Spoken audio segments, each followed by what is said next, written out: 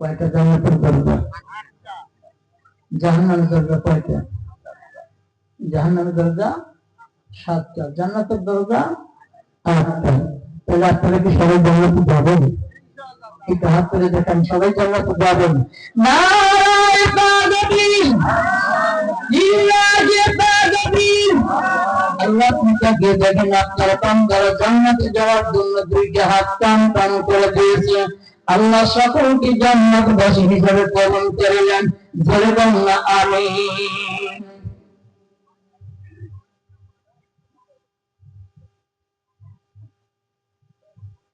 মুত্তাকি পরহেজগার হওয়া লাগবে, ঈমানদার হওয়া লাগবে।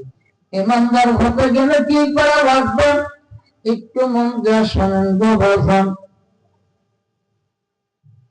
আল্লাহ রাব্বুল আলামিন কবরিন পঙ্কালে আমাদের পাশে এমন একজন বিপালন ছিলেন যার নাম ছিল ওমর। নামটা কি?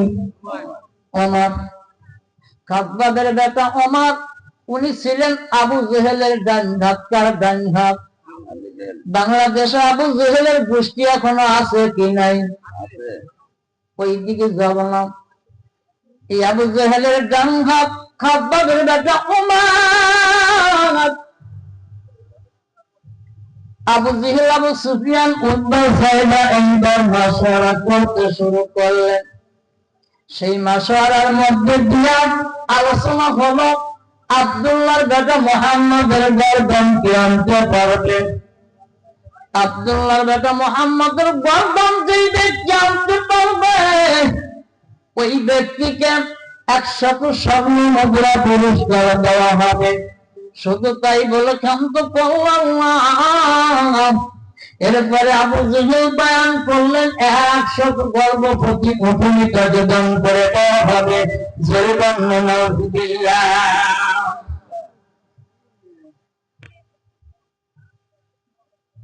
সকলে মাথা নত করে যে চিন্তা করতেছে, মুহাম্মদের বেটা আব্দুল্লাহ বেটা মুহাম্মদের কল্যাণ সর্বনাশ। কতবার চেষ্টা করেছি, খানায় কাবাতে নবী আমার, গন্ধা আমার। আবু জেহেল একজন পালোয়ানকে তদারিন তন্ত্রের ঘটনা পাঠাইয়া দিলেন। যায় দেখে আব্দুল্লাহর এতিম পোলা মুহাম্মদ খানায় কাবায় নাই। ওইখানে বিশাল একটা বাঘ একটা অজাগার দাঁড়িয়ে আছে হা করে। আর যদি একটু সামনে যায় তখন অনেক বড় গিলা ফেলবে। বেটে চলে আসলেন না, তার ডাকটা বললেন না, আপনি আসলে একজন মিথ্যাবাদী। আমাকে ওই বাঘের গলার মধ্যে ঠেলে দেওয়ার জন্য খানায় কাবায় পাঠা দিলেন। কারণটা কি? আপনার কি অপরাধ করেছি? আবু জেহেল নেতা বলতেছে, কারণ কি? এই কথা বলো না। বলে যায় দেখেন খানায় কাবার ভিতরে বিশাল একটা বাঘ এরকম হা করে দাঁড়ায় আছে। আবু জেহেল বিশ্বাস করলেন না। টাকা দেওয়ার পর টাকা দেখে আসলে একটু বাঘ ওইখানে হা করে তাকায় আছে। এমন মনে হয় ওই খানায় কাবার চৌকাট পার দিয়ে লোকে ধরবে, আর কোনদিন তার জন্ম ছাড়বে না। লোকজন চিন্তা করতেছে, হয় মোহাম্মদের গর্দান তো দূরের কথা, নিজের জানি যাবে। নেতা পারলে তুমি যাও, কিন্তু নেতার গরম কি একটু বেশি। নেতার গরম বেশি হওয়ার কারণে কেউ প্রকাশ করতেছেন। খাব্বাবের বেটা ওমর জমিনের মধ্যে শক্তি দিয়ে দাঁড়ায় গেলেন। নেতা আপনার ওটা যদি ঠিক থাকে, আমি খাব্বাবের বেটা ওমর ওটা দিলাম, মুহাম্মাদের গর্দান আপনার হাতে নিয়ে এসে দেব। বলে ঠিক আছে, তুমি যাও। সময়টা ছিল সকাল 10টা অথবা সকাল 12টা, এরকম একটা টাইম ছিল। ওমর এইবার রাস্তা বয়া বয়া চলে আসলেন বাসায়। ওমরের একটা তরোয়াল ছিল, সেই তরোয়ালিটার নাম ছিল রাঙ্গা তরোয়াল। কি তরোয়াল? রাঙ্গা তরোয়াল। এই রাঙ্গা তরোয়াল ঘরের মধ্যে থেকে লইয়া যখন গাড়ের উপরে রাখছেন, ওমানের বিবি পিছন থেকে ডাক ডাকার স্বামী, যুদ্ধের তো কোনো ডাঙ্কা বাজে নাই, এই মুহূর্তে যুদ্ধের কোন সম্ভব আসে নাই, আপনি কেন তরবারি বের করে কোথায় যাবেন একটু কি বলা যাবে?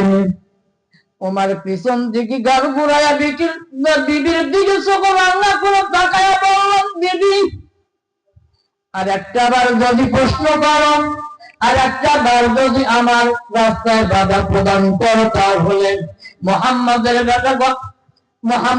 গর্দান কাটবার পূর্বে তোমার গর্দান নামায়া দুইবার।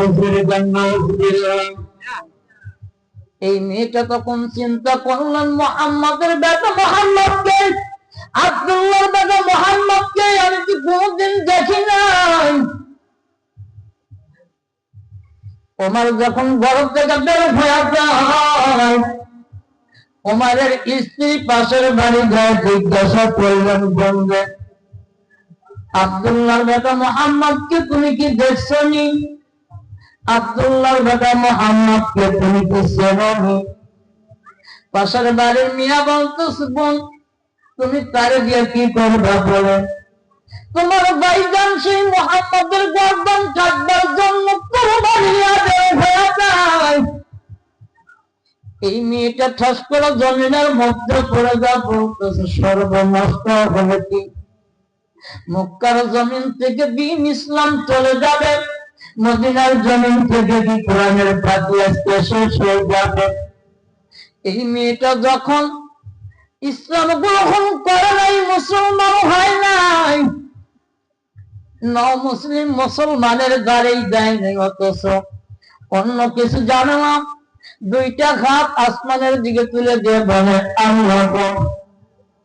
আমি আব্দুল্লাহর বেটা মুহাম্মদকে জান এবং প্রাণ দিয়ে ভালোবাসি, আল্লাহ তোমার কাছে ভিক্ষা চাই। খাব্বাবের বেটা ওমর যেন আব্দুল্লাহর এতিম পোলা মুহাম্মদের ছায়া পর্যন্ত না যায়, কবুল করে নাও, যেরকম আলহামদুলিল্লাহ। এই মেয়েটা যখন প্রার্থনা করলাম, ওমরের স্ত্রী কি ঘরের মধ্যে আসে, ওমরের স্ত্রী আর দেরি না করে ঘরের মধ্যে চলে আসলেন। আসার পরে তার আঁচলটা বিছিয়ে দিলেন। পরে আমার মা একটু মন দিয়ে শোনা লাগবে গো বাবা। মেয়েটা ঘরের মধ্যে আঁচল পেতেন, আসলের উপরে কোনো কিছু জানে না, দুইটা সেজদা করেছে, দুইটা সেজদা করে ভালো জমিনের মালিক, পরে আমার আসমানের মালিক আব্দুল্লাহর বেটা এতিম মুহাম্মদকে তো আমি কোনদিন দেখি নাই। এতিম মুহাম্মদের সুনাম শুনে আমি আগামী তোমার আদালতে দরখাস্ত পেশ করলাম। আমার যেই স্বামী ওমর মুহাম্মদের গর্দান কাটবার জন্য রওনা করলো, ও আমার আসমানের মালিক আল্লাহ, আমার স্বামীকে তুমি মুহাম্মদের স্বামী কবুল করে নাও।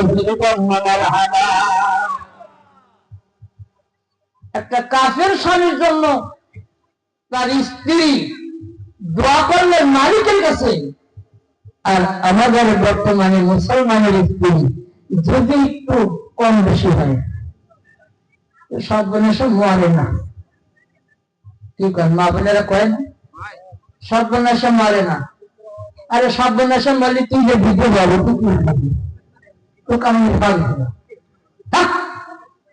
বেয়াদব মহিলা। তার মানে এই শিক্ষাওয়ালার মার কাছ থেকে রয়েছে। কার কাছ থেকে? এই শিক্ষাওয়ালা আমার কাছ থেকে রয়েছে না, আর নানির কাছ থেকে রয়েছে। নানি যদি খারাপ হয় তার মেয়েও খারাপ, তার নাতিনও ওই একটাই যাবে, যেরকম কথা ঠিক নেই। আবার কিছু মা আছে, তাই বলে এই এলাকায় নেই, আমাদের পশ্চিম মহেশপুরে আছে। আমার স্ত্রী তো মনে করেন যে বাংলাদেশে এমন কোন জায়গায় দেখলাম না কোন বক্তা বললো যে বক্তার স্ত্রী বক্তাকে হুজুর করে ডাকে, কোথাও পাওয়া যায়নি, কেউ বলে না। কিন্তু আমি গর্ব করে বলি, আমার স্ত্রী আমাকে ওই মোল্লা বলে ডাকবে, না হুজুর বলে ডাকবে, না কি বলবো, মৌলানা বলবো। আমি একদিন জিজ্ঞাসা করলাম যে তুমি আমাকে মাওলানা কও, মোল্লা কও, হুজুর কও, তুমি কি আমার মিয়ার নাম ধরে দেখতে পারো না? বলে আমি তা দেখতে যাবো কে? আমার এই হুজুর তৈরি করতে আমার কষ্ট গেছে 3.5 বছর। আসলে সত্য ঘটনা, আমি তো এই পথে ছিলাম না।